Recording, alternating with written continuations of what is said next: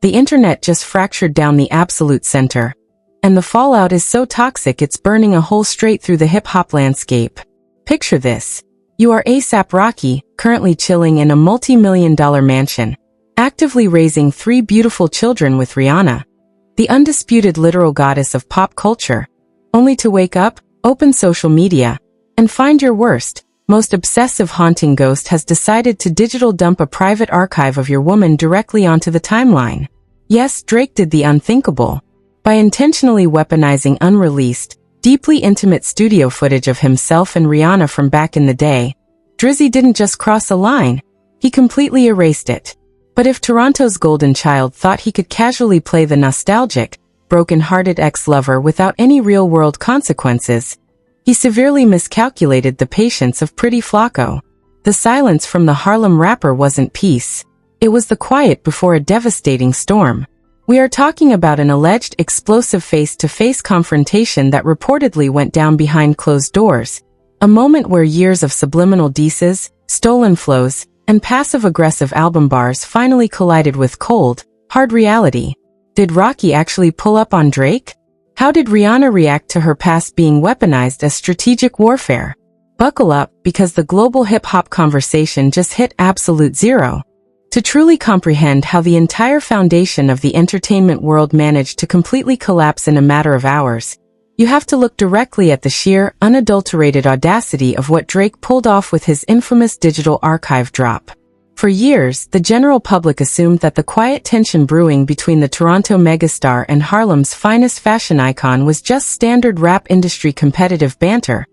A couple of subliminal lines hidden inside deep album cuts that only the most dedicated hip-hop academics would bother to dissect. But when that massive server database went live under the cryptic banner of 100 gigabytes of raw, unfiltered history, it became instantly clear that this was never about friendly competition. This was a calculated, precision-guided emotional strike, designed to completely disrupt a happy home. Tucked away past the unreleased tracks with global superstars, and past the casual studio footage with his legendary mother Sandra Graham, was a specific folder that felt entirely like a declaration of war. It was a multi-minute, high-definition clip of Drake and Rihanna during a private, completely empty arena soundcheck from over a decade ago, showcasing a level of intense, undeniable physical chemistry and shared laughter that practically radiated through the screen. For the average viewer scrolling through social media, it felt like an incredible, nostalgic time capsule from an era when both artists were completely dominating the Billboard charts together as an unstoppable duo. But for anyone who actually understands the incredibly fragile nature of hip-hop egos and personal boundaries,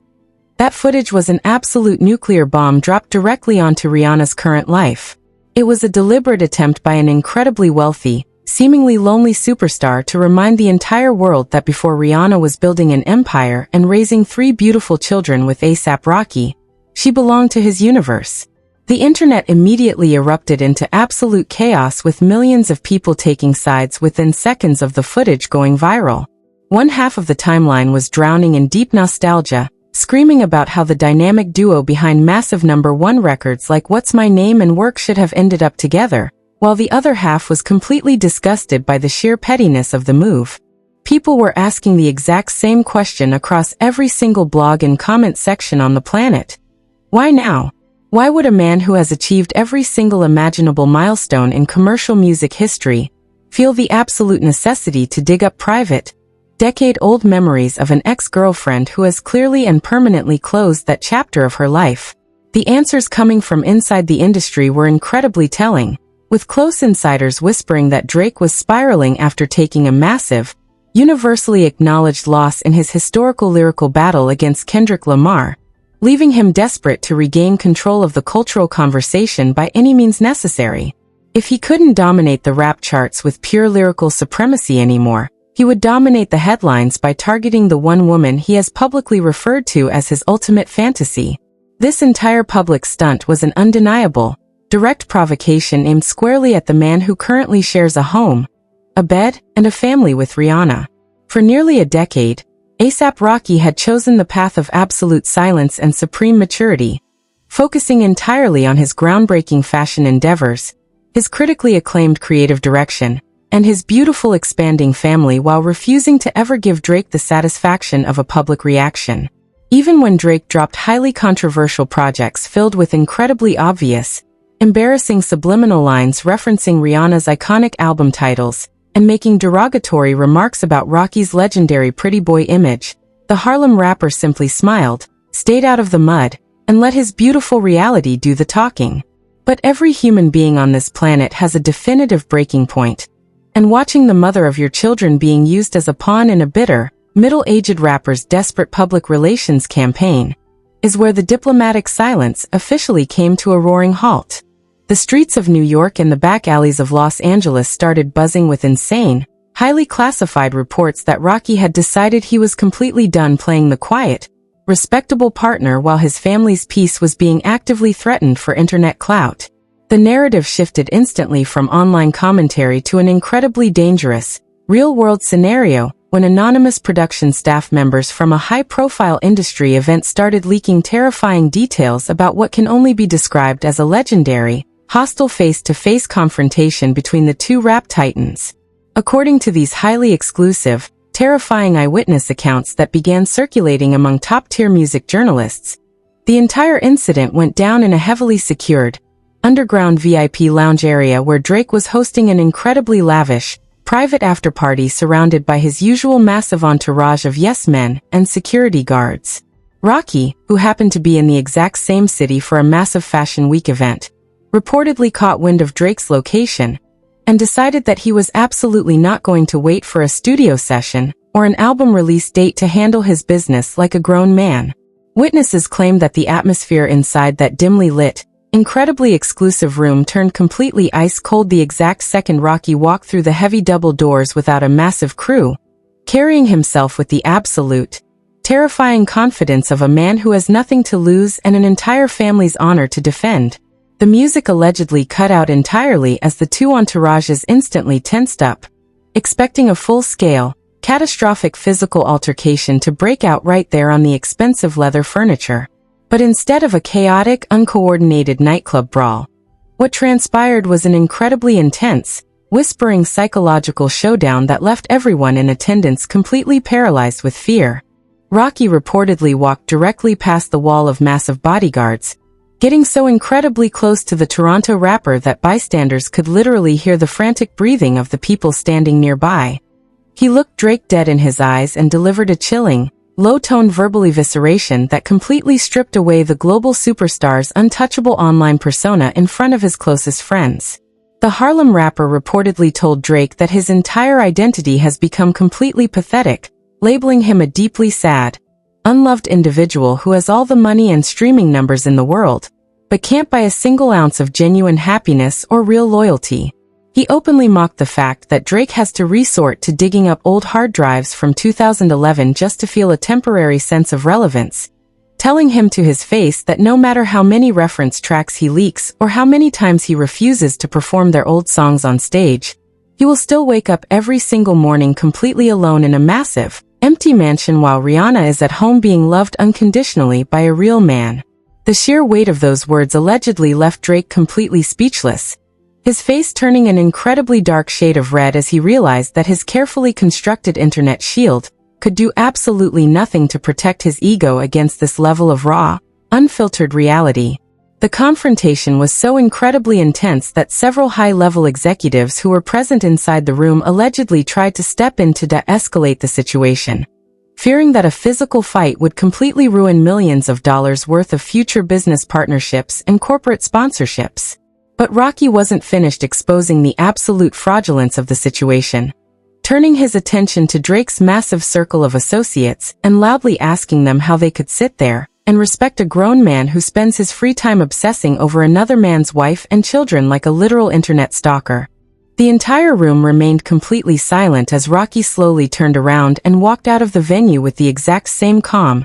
effortless swagger that he entered with, leaving Drake standing there completely humiliated, breathing heavily, and surrounded by the suffocating realization that he had just been completely outmanned and outclassed in front of his entire team, an embarrassing defeat that would instantly set the stage for a massive, multi-album emotional retaliation that would soon drop on the world. The aftermath of that silent, suffocating VIP lounge showdown did not stay confined within those four walls for long, as the psychological shockwaves immediately translated into the most chaotic, unhinged musical retaliation the music industry has ever witnessed. Drake, a man whose entire legacy is built on having the absolute last word and controlling the narrative through passive-aggressive brilliance, found himself utterly exposed, prompting him to retreat into the studio to cook up an absolute scorched-earth response. He didn't just return with a single diss track or a subtle, cryptic paragraph on his social media stories.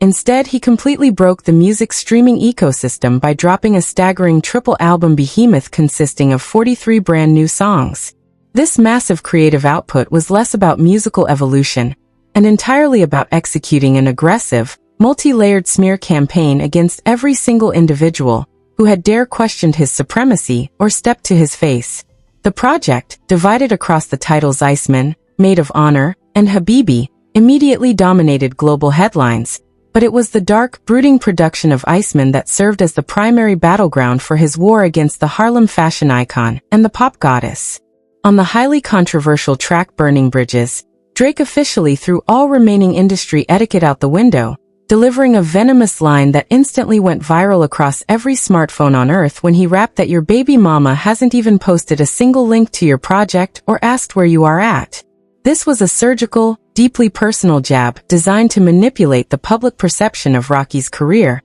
maliciously implying that Rihanna does not genuinely support or care about her partner's musical endeavors or his long-awaited creative rollouts. Drake was deliberately trying to paint a picture of a household divided, suggesting that while Rocky is out here fighting battles for her honor, Rihanna is secretly detached, indifferent, and entirely unbothered by her partner's artistic output. The petty narrative became even more transparent when Drake used the very same track to address the infamous media interviews Rocky had given during his promotional run, specifically taking aim at Rocky's sit-down with media personality DJ Academics. Drake rapped with absolute disdain, pointing out how Rocky had supposedly run to his brother trying to fix the tension and play the diplomatic mature adult,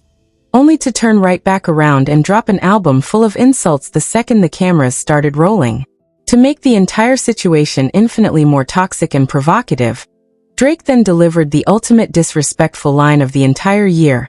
calmly stating that he would be significantly more brutal with his adversary, but he still possesses a profound, deep love for his missus. By publicly proclaiming his ongoing affection for the mother of Rocky's 3 children on a globally distributed album, Drake wasn't just making a song. He was actively pouring high-grade gasoline directly onto a simmering domestic fire, forcing millions of fans to dissect the absolute disrespect of a man refusing to let go of another person's romantic reality. The lyrical warfare escalated to an even more terrifying level on the track titled Firm Friends, where Drake abandoned all subtle metaphors and literally spelled out his raw, unfiltered animosity for his former friend by utilizing an acronym lyric that loudly chanted "kills as soon as possible." The sheer, deep-seated hatred vibrating through the vocals made it abundantly clear that the old days of the early 2010s, when Drake and A$AP Rocky were young, hungry artists sharing stages, collaborating on tracks, and reshaping the global hip-hop aesthetic together, were officially dead and buried under a mountain of unforgivable betrayal. Drake followed up this vicious acronym by dropping an incredibly chaotic bombshell that sent shockwaves through the celebrity gossip community, directly looking back at the past and demanding that Rocky tell the world why he truly harbors so much hatred, and exactly what year she was actually dating Drake. With that single, highly calculated line about overlapping timelines, Drake was intentionally throwing a massive wrench into the public love story of Rihanna and Rocky, aggressively hinting to the global audience that there was a secret, highly scandalous overlap period where Rihanna was supposedly entertaining both men at the exact same time. Whether this scandalous claim possessed a single shred of historical accuracy, or was simply the desperate, fabricated fiction of a deeply wounded ego is completely beside the point. The mere fact that Drake was entirely willing to broadcast such an intensely private, damaging insinuation to hundreds of millions of listeners showed that he no longer cared about preserving anyone's peace of mind, including the woman he had spent the last decade publicly worshipping. He doubled down on this exact theme of historical romantic dominance on the record Ran to Atlanta, where he explicitly bragged about sharing high-profile women with fellow industry peers, and crudely reminded the audience about the legendary women he had already intimately dealt with at the absolute peak of his global commercial success. The entire strategy behind this massive triple album onslaught was to completely humiliate A$AP Rocky on a global stage, utilizing Drake's unparalleled streaming metrics and cultural reach to drown out Rocky's artistic achievements, and replace them entirely with endless, exhausting debates about his domestic life and past relationship timelines. As the music continued to play on repeat in every club, car, and headphones across the globe, the immediate public backlash against the Toronto rapper began to mount at an alarming rate, revealing a massive cultural shift in how fans view these ongoing hip-hop disputes. While Drake's core fan base was celebrating the triple drop as an unprecedented display of industrial power and lyrical work ethic, the wider pop culture community and dedicated Rihanna fan pages were completely unified in their absolute disgust for his tactics. Prominent online fan accounts immediately began running highly coordinated counter-campaigns on social media, uploading viral infographics that forcefully reminded the entire internet that Rihanna is single-handedly responsible for providing Drake with the very first and second #1 Billboard hits of his entire career, through her iconic tracks What's My Name and Work. The overarching consensus among music critics and casual observers alike was that Drake was displaying an embarrassing level of deep-seated ingratitude and an absolute inability to handle rejection like a mature, grown man. Industry insiders began leaking reports that the corporate world was starting to look at Drake's erratic, obsessive behavior with an extreme amount of hesitation, as high-level executives at major luxury brands and global tech companies started worrying that aligning themselves with a superstar who actively uses his platform to harass a mother and her children could severely damage their corporate images. The narrative surrounding Drake completely transformed from him being an untouchable, cool rap kingpin to him looking like a deeply bitter, isolated individual whose unfathomable wealth and historic streaming numbers could completely fail to fill the massive, aching void left behind by a woman who chose real love over his superficial celebrity universe. Yet, despite the intense public condemnation and the visible fracturing of his industry relationships, Drake seemed completely energized by the absolute chaos and toxic spectacle he had created, intentionally leaning directly into the global controversy, because he knows that as long as the entire world is talking about his personal grievances, he remains the absolute sun around which the entire solar system of modern entertainment revolves. But this toxic high was about to come to a sudden screeching halt, because while Drake was busy celebrating his massive streaming numbers, a quiet, terrifying legal and corporate retaliation was quietly organizing itself behind the scenes in New York and Los Angeles, a silent storm that was preparing to hit his finances and his freedom in a way that no diss track could ever prepare him for. The corporate boardroom tables of Manhattan and the high-end legal offices of Los Angeles completely lit up with activity as the fallout from the triple album release transitioned from a standard internet debate into a full-scale legal and financial crisis for the Toronto rapper. For years, the major record labels and global tech platforms had looked the other way whenever personal drama fueled streaming numbers. But the moment Drake began weaponizing copyrighted materials, leaked internal data, and highly sensitive personal timelines, the corporate protective shields began to completely dissolve. High-level legal representatives working closely with Rihanna's multi-billion-dollar cosmetic and fashion empire reportedly held emergency late-night summit calls to discuss the permanent damage being done to her global brand stability by a rogue artist continuously dragging her name through the mud for commercial profit. Anonymous sources from inside the legal teams whispered that a massive, unprecedented multi-million-dollar cease and desist framework was being drawn up,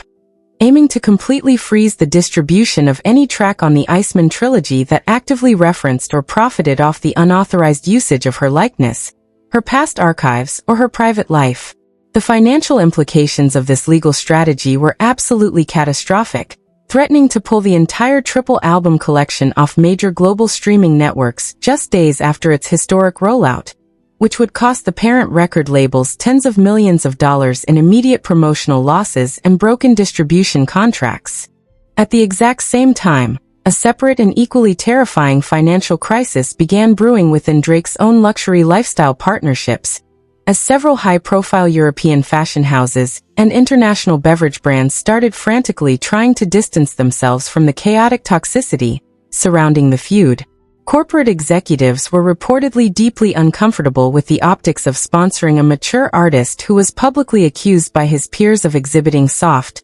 obsessive behavior toward a mother of 3 young children. A massive tech conglomerate that had previously signed a landmark $100 million deal with the Toronto artist for exclusive broadcast rights and live streaming events reportedly paused all upcoming marketing campaigns, citing internal corporate clauses that strictly forbid brand ambassadors from engaging in targeted, sustained online harassment campaigns that alienate core demographics. The public backlash was no longer just a collection of angry tweets or viral memes. It was actively converting into a massive corporate boycott that threatened to completely dry up the lucrative corporate sponsorship ecosystem that had funded Drake's lavish lifestyle for the better part of a decade. Industry analysts began openly speculating that this could be the definitive turning point where the unchecked power of a music titan finally collides with the cold, unyielding reality of corporate accountability,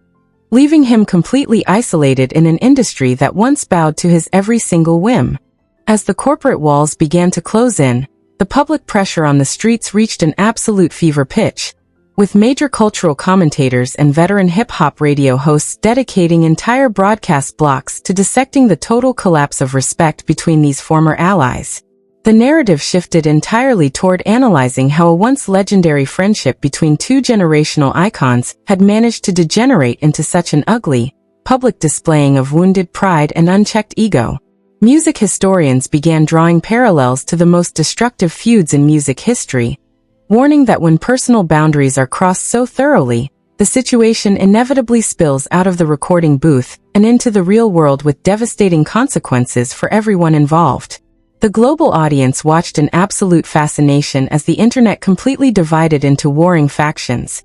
with millions of people intensely debating whether Drake's relentless lyrical onslaught was a stroke of absolute marketing genius, or the ultimate public manifestation of a deep, psychological inability to cope with the reality that his ultimate fantasy had permanently chosen another man. The constant, exhausting news cycle surrounding the triple album began completely overshadowing the actual artistic merit of the 43 songs, turning the entire musical event into a secondary backdrop for a massive, real-world celebrity soap opera that the public simply could not stop consuming. But the ultimate, most devastating consequence of this entire historical saga was the absolute and permanent destruction of any remaining peace between the 2 camps, cementing a lifelong rivalry that will likely never find a resolution or a peaceful ending. A$AP Rocky, having already delivered his physical confrontation and his definitive lyrical response on his own project, reportedly retreated completely back into his family universe,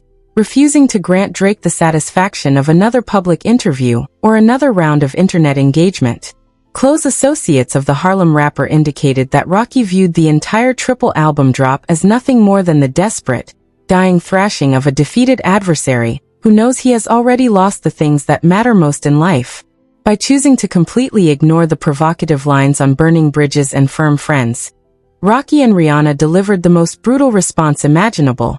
absolute indifference, proving to the entire world that no matter how many records Drake releases, how many old hard drives he leaks, or how many acronyms he hides in his bars, he remains completely powerless to disrupt the beautiful, unbreakable reality they have built together. The curtain officially falls on this chapter of hip-hop history with Drake holding the streaming records, but Rocky holding the life that Drake spent a decade writing songs about, leaving the global audience to ponder who truly won the war for the soul of the culture. What a wild, chaotic ride through the deepest, darkest trenches of hip-hop's ultimate Cold War. We have seen the private archives leaked, the secret VIP lounge confrontations exposed, and a staggering 43-song triple album nuke dropped directly onto the global culture, leaving the entire industry in absolute ruins. But now, the real question belongs to you,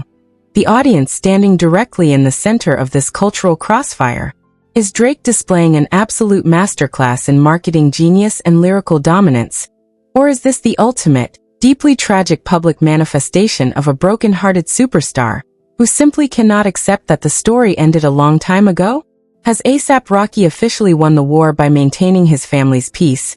Or did the savage bars on Iceman completely shift the balance of power back to Toronto? The comment section is officially open for war, so drop your absolute, unfiltered thoughts down below, and let us know exactly whose side you are taking in this historic clash of egos. If you want to stay completely ahead of the game with more exclusive, breaking deep dives into the hidden truths behind the biggest names in entertainment, smash that like button, share this video, and subscribe right now so you never miss a single second of the drama.